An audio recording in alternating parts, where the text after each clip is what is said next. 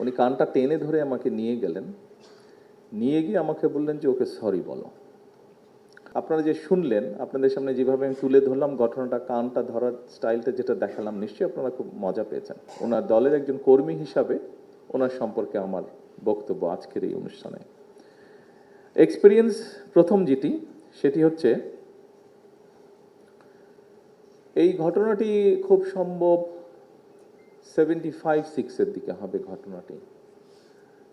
স্বাভাবিক, সকলের বাসাতেই বাসার বিভিন্ন কাজে সহযোগিতা করার জন্য মানুষজন থাকে। আমাদের বাসায়ও মানুষজন ছিল বাসার কাজে, হাউসকিপিং সহ বিভিন্ন কাজে সহযোগিতা করার জন্য। তখন বয়স কম, স্বাভাবিকভাবেই এই বয়সে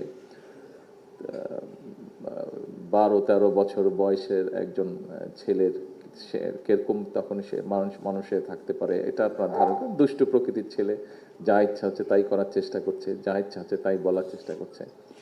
এবং স্বাধীনতার পরপর এখন যেরকম আনফর্চুনেটলি দেখা যায় যে সোশ্যাল মিডিয়াতে বুলিং হয়, তো স্বাধীনতার পরপর আমরা তখন ছোট, বিভিন্ন পাকিস্তানের মাত্র গিয়েছি, পাকিস্তানি অনেক বেশ কিছু শব্দ যেগুলো দিয়ে মানুষকে বুলিং করা যায়, এরকম শব্দগুলো আমরাও শিখেছি তখন স্কুল থেকে, এরকম শব্দ। তা আমি সেরকম কয়েকটি শব্দ আমাদের বাসার যে কোনো একজন সহকারী যা ছিল, যারা কাজে সহযোগিতা, তাদের উপরে আমি সেরকম একটু বুলিং করলাম। যেভাবেই হোক আব্বা জিনিসটা জানতে পেরেছেন। জানতে পারার পরে যতটুকু আমার মনে পড়ে, উনি কানটা এইভাবে ধরে টেনে আমাকে নিয়ে গেলেন।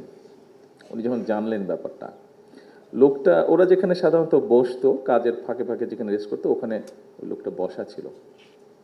উনি কানটা টেনে ধরে আমাকে নিয়ে গেলেন, নিয়ে গিয়ে আমাকে বললেন যে ওকে সরি বলো। উনি আমাকে বাধ্য করলেন ওকে সরি বলার জন্য। যাই হোক, তখন মারের ভয়ে যেভাবেই হোক, শাসনের ভয়ে আমি তো সরি বলেছি। উপস্থিত নেতৃবৃন্দ, কর্মী ভাইরা, এই ঘটনাটি আমি, আপনারা যে শুনলেন, আপনাদের সামনে যেভাবে আমি তুলে ধরলাম ঘটনাটা, কানটা ধরার স্টাইলটা যেটা দেখালাম, নিশ্চয়ই আপনারা খুব মজা পেয়েছেন। বাট আমি মজা দেওয়ার জন্য আপনাদেরকে ঘটনাটা বলিনি। আমি ঘটনাটা আপনাদের সামনে উল্লেখ করেছি, এইটি আমাদের সামাজিক বা পারিবারিক শিক্ষার একটি বিষয় আছে এখানে। আমার কাছে 17 বছর পরে দেশে ফেরার পরে আমি মহাসচিব সাহেবের সাথে, আরও কয়েকজন সিনিয়র নেতৃবৃন্দের সাথেও মাঝে সাঝে কথা প্রসঙ্গে আলাপ করেছি।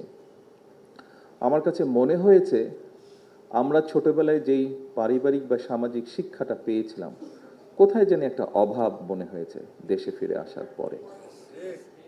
এরকম একটা বিষয়ের মনে হয় অভাব আছে, কোথাও একটা অভাব। হয়তো আপনারা আরো ভালো বলতে পারবেন যারা আছেন আপনারা এখানে।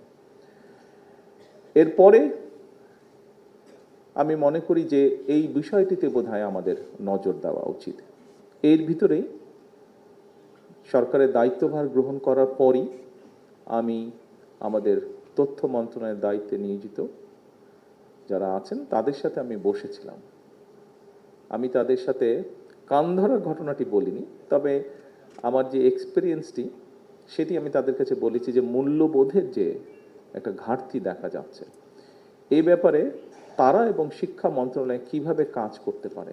অর্থাৎ আমাদের সমাজের সামাজিক মূল্যবোধ, আমাদের সমাজ ব্যবস্থায় পারিবারিক যে মূল্যবোধ, একই সাথে আমাদের ধর্মীয় মূল্যবোধ, অনেকগুলো ছোট ছোট বিষয়, মুরব্বীদেরকে শ্রদ্ধা করা, অসহায়কে সহযোগিতা করা, মানুষের সাথে বিনয়ীভাবে কথা বলা, এই যে এরকম আরও যেগুলো মূল্যবোধ আছে, এই বিষয়গুলো কিভাবে আবার শিশুদের মধ্যে, আগামী ভবিষ্যৎ প্রজন্ম যারা, তাদের মধ্যে আবার কিভাবে জিনিসগুলো নিয়ে যাওয়া যায়, আবার কিভাবে তাদের মধ্যে জিনিসগুলো দেওয়া যায়, এই বিষয়ে আমি আলোচনা করেছিলাম।